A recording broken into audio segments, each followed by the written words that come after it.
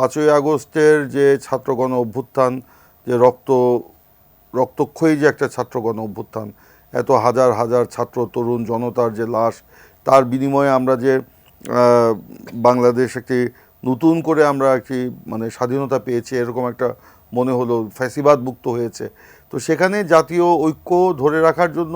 আমাদের সকলেরই একটা ঐকান্তিক প্রচেষ্টা ছিল, এবং অন্তর্বর্তীকালীন সরকার ক্ষমতায় যে বর্তমানে আসীন আছেন সেটাও জাতীয় ঐক্যের মাধ্যমেই কিন্তু তারা ক্ষমতায় আসীন আছে। কিন্তু দুঃখজনক হলে সত্য, আমরা দেখতে পাচ্ছি যে এই জাতীয় ঐক্যটা বিভিন্ন সময় আমরা দেখতে পাচ্ছি হোঁচট খাচ্ছে, এবং বিভিন্ন জায়গায় একটা সন্দেহ অবিশ্বাস এবং অবিশ্বাসের দোলাচলে এই জাতীয় ঐক্যটা একটা পর্যায়ে যে ঠেকছে বলে আমার কাছে মনে হয়, যেটা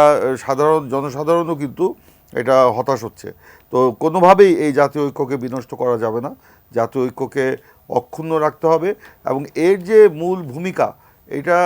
অন্তর্বর্তীকালীন সরকার এবং রাজনৈতিক দলগুলোকেই কিন্তু নিতে হবে। সিল্কোর সিল্ক অ্যান্ড শাইন, যাতে আছে আর্গান অয়েল ও ওট প্রোটিনের গুডনেস, যা আপনার চুলকে রাখে হেলদি অ্যান্ড শাইনিং। কিন্তু আমরা এই যে পারস্পরিক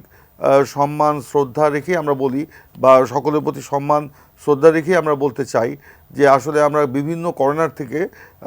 যেসব বক্তব্য আসছে আমরা মনে করি এটা জাতীয় ঐক্যকে বিপন্ন করে তুলবে, এবং সেখান থেকে আমাদের সকলে সরে আসা উচিত, এবং এটা জাতির বৃহত্তর স্বার্থে। যে রক্ত, যে আত্মত্যাগ, যে ক্ষয়, যে ক্ষতি আমাদের হয়েছে, তা যদি আমরা এগুলো যদি মূল্য দিতে চাই, এই রক্তের ঋণ যদি আমরা পরিশোধ করতে চাই, তাহলে আমাদেরকে জাতীয় ঐক্য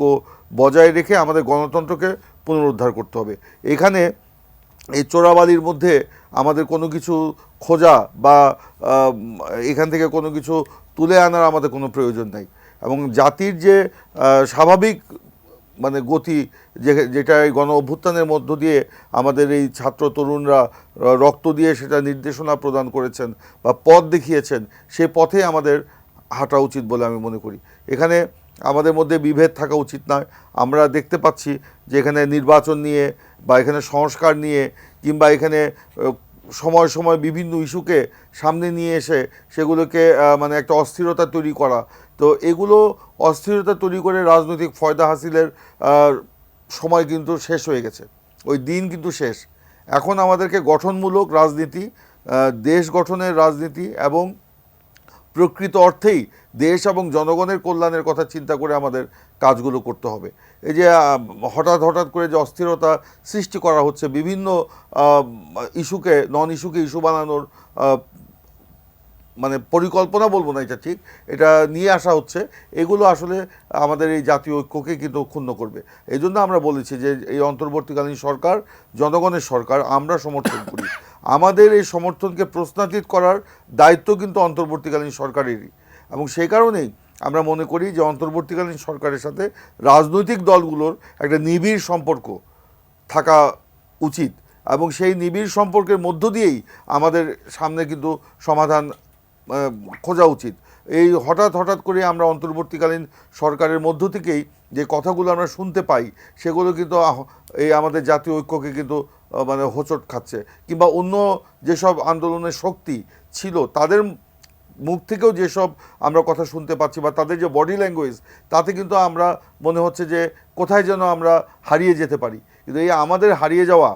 এটা কিন্তু জাতির হারিয়ে যাওয়া, এবং ওই যে পতিত স্বৈরাচার ফ্যাসিবাদী শক্তি, আধিপত্যবাদী শক্তি, যারা দেশের ওপারে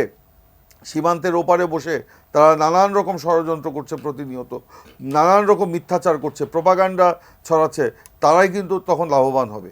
তারা যদি লাভবান হয় তাহলে আমাদের এই আত্মত্যাগ বৃথা যাবে, কিন্তু আমি মনে করি ইতিহাস বলে এই আত্মত্যাগ কখনো বৃথা যেতে পারে না।